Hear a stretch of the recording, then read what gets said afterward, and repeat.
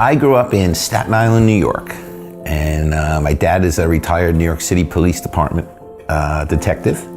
My mom was a legal secretary, so I came from a very blue-collar, we didn't go out to dinner much, we didn't have a lot of the luxuries in life, but good, hard-working people. I went to college in New Jersey at Rutgers, and then I moved to Hoboken and kind of been in New Jersey ever since. Grew up in Staten Island, New York, and went to the same high school as Joe. Honestly, the first time I was on a plane was when I was in high school and we played a football game in Ohio. I was lucky enough to get a scholarship to go to college for football. I went to Syracuse University. In college, I was working during the summers in the currency market. I was working for a brokerage firm during vacations and summertime. It had nothing to do with what I went to school for, and just happened to get a job and stuck with that job for 23 years. We met in that industry. So our goal, even though we didn't know each other, was let's get to Wall Street, because those are the people who had a little extra money. Paid well, but kept us out of the house for long periods of time and didn't enjoy some of the things that we should have enjoyed.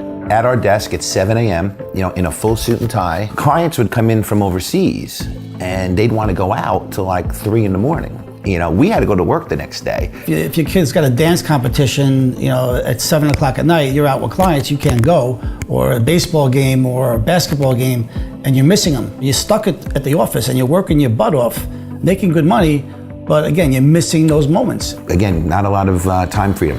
When the kids were little, we would leaving the house in the dark, coming home in the dark. You get married, you have a couple of kids, you get a house, you pay your bills, and eventually you retire.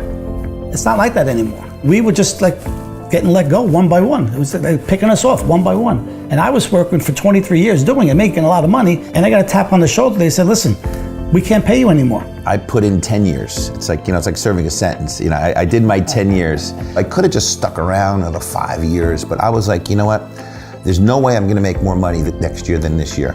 And I need to be in a business where it's always a possibility for me to make more, for me to get paid what I'm worth. I actually started a payroll and benefits company, and I grew that and sold it for title insurance. And Joe said, we're gonna start a title insurance company with Bart Oates from the New York Giants.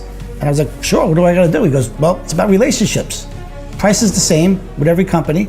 It's just about relationships and building that and feeding off that. First time entrepreneurs, brick and mortar. We didn't really know anything about title.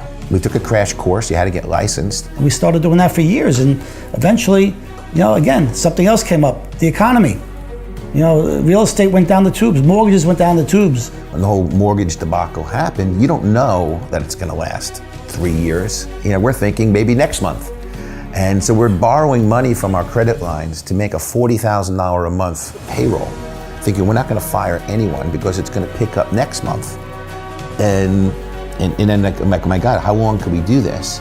And then that's when someone tapped us on the shoulder and said, here's something else, check it out. We were like, we'll check out anything at this point.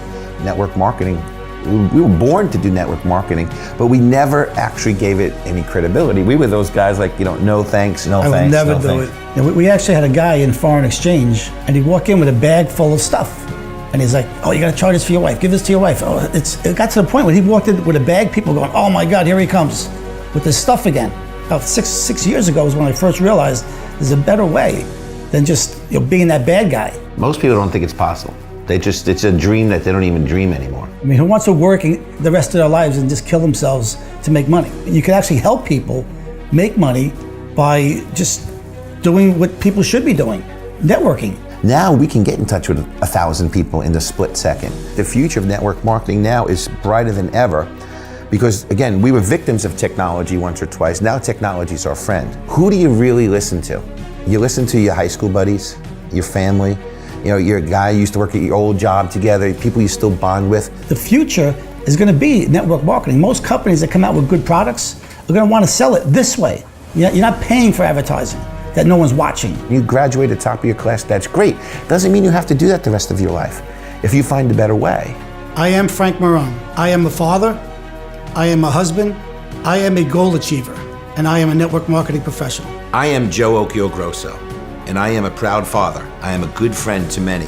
I am a business leader, and I am a network marketing professional. Ladies and gentlemen, my wish for you is that you will become a network marketing professional. You will decide to go pro. Because it is a stone cold fact that we have a better way. Now, let's go tell the world.